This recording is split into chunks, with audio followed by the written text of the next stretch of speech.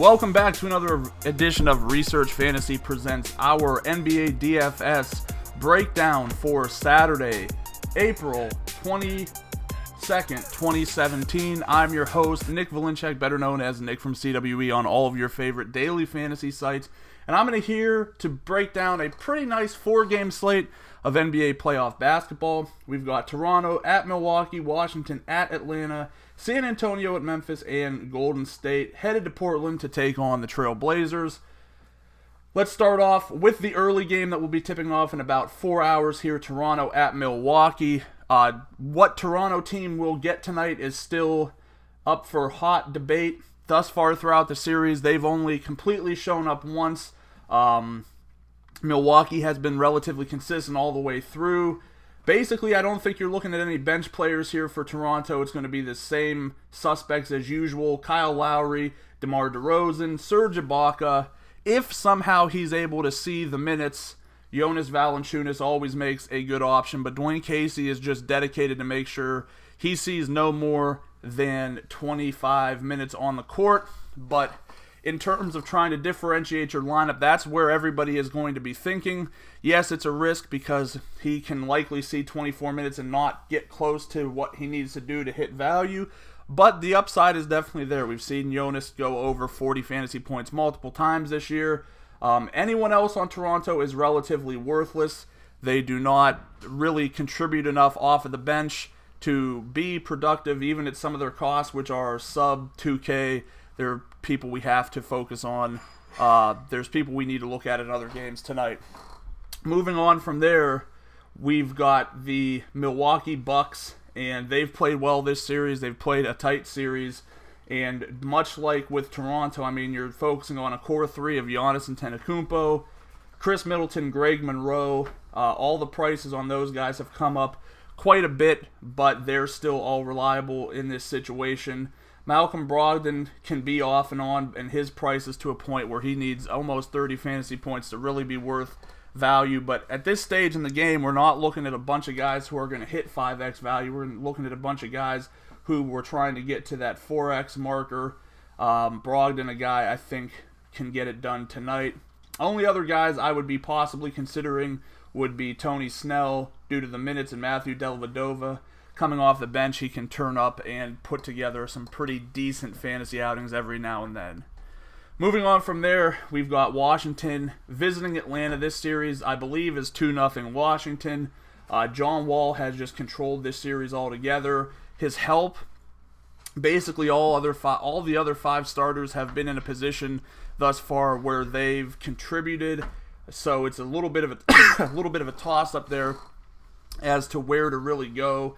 I mean, I'd probably go in descending order. Bradley Beal, Marcin Gortat, Otto Porter, Markieff Morris. Still don't really think anyone off the bench is worth playing here either. But Wall is a guy I'm definitely looking at. I think he's underpriced at 10-3 on FanDuel. Moving to the Atlanta side of things, it's been Dennis Schroeder and Paul Millsap. That's where I'd continue to stick. Speaking of stink, Dwight Howard at 7,300 has been able to do absolutely nothing throughout this series. You got to wonder if he's going to be able to turn it on at any point in time. I mean, this is one of the best pure centers in all of basketball. It seems highly conspicuous that in one of the times his team would need him most, he would just completely disappear from things. I'm not a big fan of Tim Hardaway Jr. or Taurean Prince. They've all been given opportunity. You know, I guess I'd change that a little bit. Taurean Prince could, at his price, still end up making value. Tim Hardaway Jr. could as well, but I'm just far more skeptical of what he's contributing. I know that sounds crazy. In terms of off the bench, just nothing that I'm really focused on here. I think you're better off going in a different direction on this slate with the bench players. And maybe not even. I'll tell you one guy I missed. It would be Jason Smith on the Wizards. He's got some upside priced under 4K. I don't know how likely it is that he's going to come through, but he's a guy I don't mind tonight. Moving on to the most slow and plodding game of the night, let's take San Antonio on the road against the Memphis Grizzlies.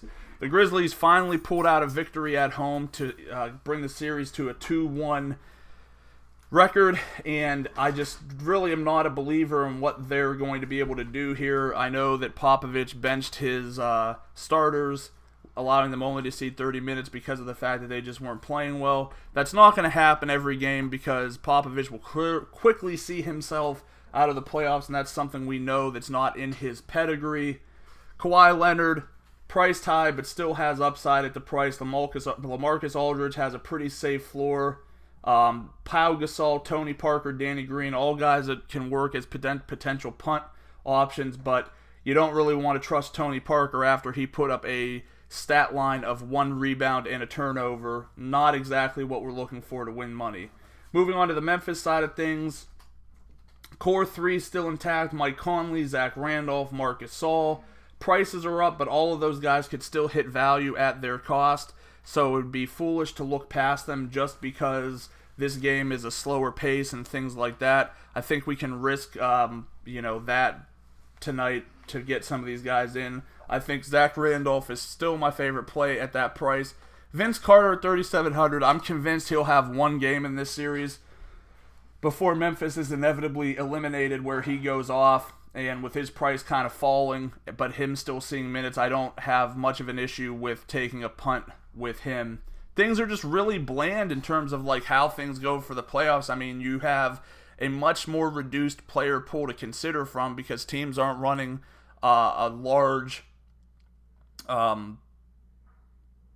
They're not changing up the people they put on the floor. I don't know why I can't think of the word right now, but they've got their everything pretty down pat. Moving on to Golden State and Portland. I know this game's coming back home. Portland stayed competitive in the first game, or the second game rather. I just don't see that happening again. I think that this is going to be a series that Golden State should win pretty easily with or without Kevin Durant. Problem is, the guys are just priced up so high that it makes them very, very, very hard to trust. I don't want to play Curry at his price. I don't want to play Clay at his price. Draymond, I will because of how he can compile his stat lines, and being able to do so much is something I have a big interest in, so I don't mind that. Beyond that, you could take a punt at Andre Iguodala with Durant on. JaVale McGee is the ultimate punt, being able to put up very high scores in just a very small amount of time, which is all he's going to get, making him a pretty risky option. On the Portland side of things, if you think this is going to be a blowout like I do, I don't know why you'd play CJ McCollum or Damian Lillard. It's not like Terry Stotts is going to give them extra minutes at this point in the year. It's the playoffs. If they're blown out by 30 points at the end of the third quarter, it's probably a wrap. He can't afford, looking forward at this point, to a 3-0 deficit.